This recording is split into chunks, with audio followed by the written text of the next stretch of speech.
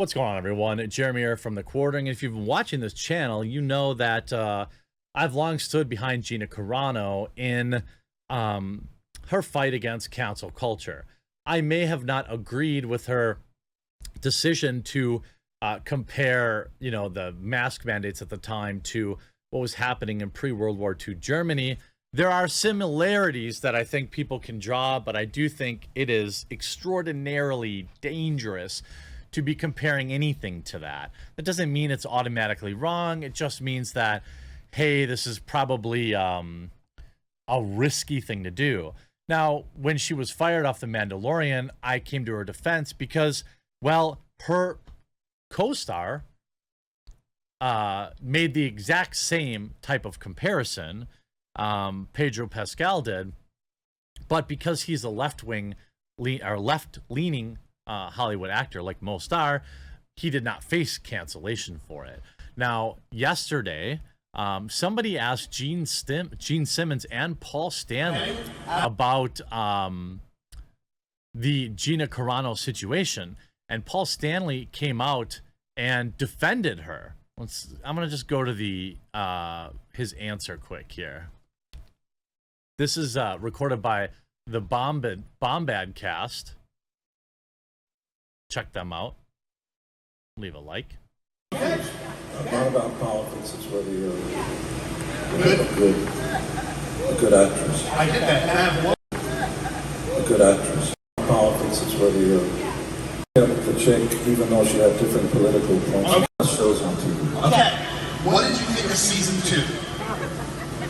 They should have kept the chick, even though she had different political points. Okay. It's not about politics. It's whether you're a good.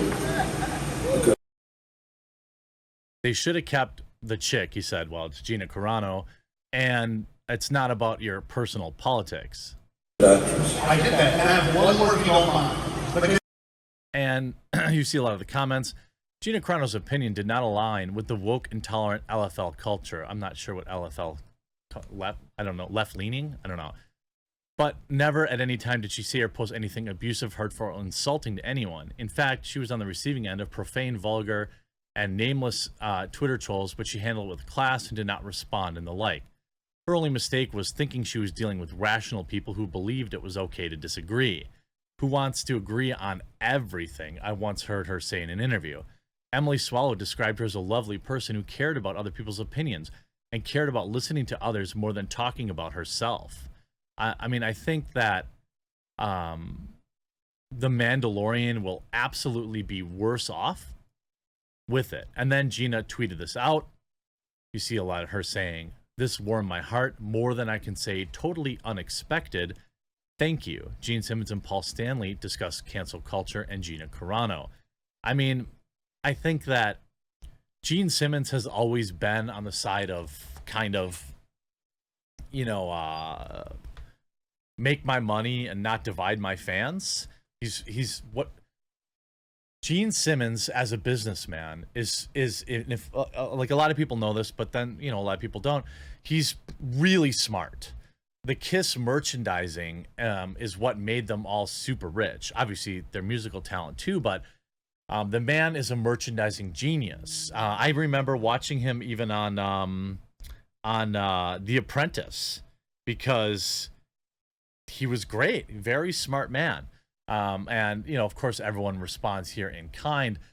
There's been an interesting theory though too. Now, Lucy Lawless revealing that there's a dark side to Mandalorian fans wanting her to replace Gina Carano. Cinema Blend. Okay, so The Mandalorian is going to look a bit different when it eventually returns for its 3rd season, as the show will be without one of its primary characters, Cara Dune. This, of course, stems from the firing of actress Gina Carano, who was let go from Lucasfilm to, quote, for abhorrent and unacceptable social media posts. Though the company confirmed it has no plans to recast her role, fans subsequently called for Lucy Lawless to replace Carano. While such love from the public would seemingly be a good thing, Lawless believes the fans' demands may have cost her another opportunity. She writes, "To be honest with you, I was already in discussions about something on, it wasn't The Mandalorian, something Star Wars affiliated. It might have hurt me in some way because they couldn't hire me because it would seem pandering to.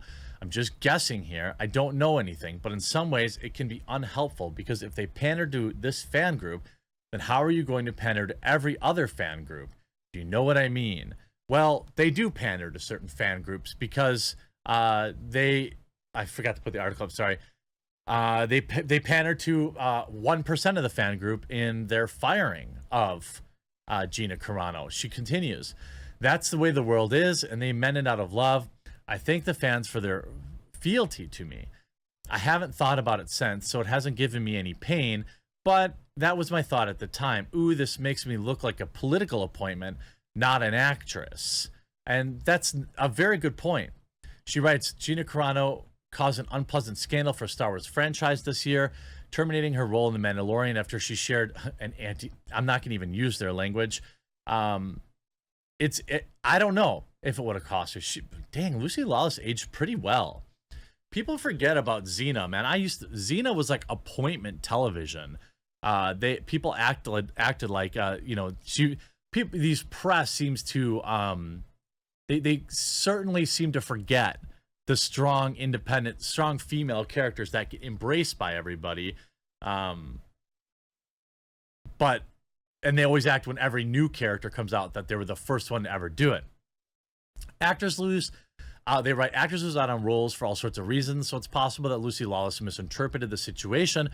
However, the idea of being turned down due to a fan campaign is plausible.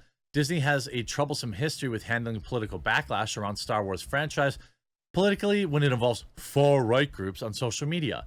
John Boyega and Kelly Marie Tran both experienced harassment after they were cast in the sequel trilogy. They never proved any of this. They just said it. I didn't see anybody hating on Kelly Marie Tran for her casting.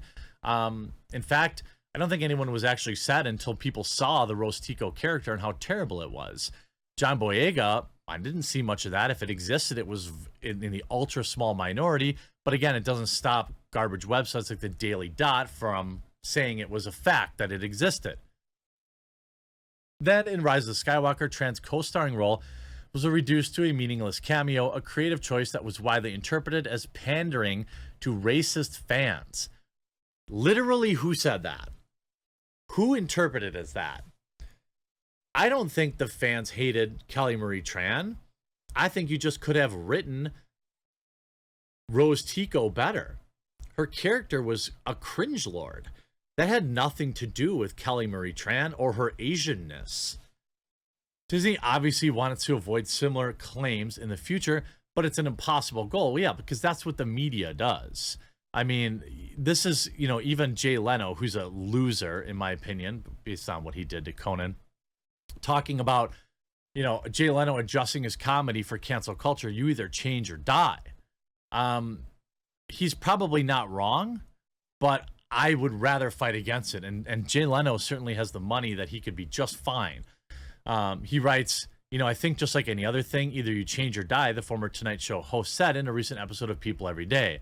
Leno used a sports analogy to explain his reasoning. In football, you have certain rules, and when the rules change, if you don't conform to them, you're out of the game, he explained.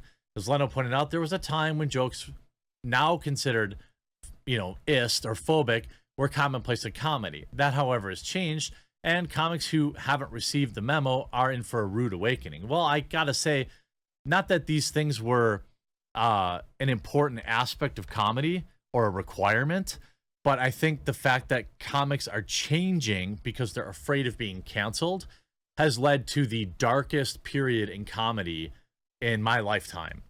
I'm not, again, weirdos will say, well, what, you have to have jokes about, people's skin color and stuff to be funny. No. I'm not saying that. What I'm saying is that the culture of fear that we live in, is one that leads to this unfunny hellscape that we have now. The culture of fear is why we live in this reboot era where, there's nothing interesting or new ever created. And it's like when something new comes out, even if it's mediocre, say like Squid Game, is okay, it's decent, but it's treated like this groundbreaking mythical unicorn. It's because nobody tries anything new anymore. I mean, we're on the 11th or 12th Fast and Furious movie, for crying out loud. I hope you enjoyed this video. We'll talk to you again real soon.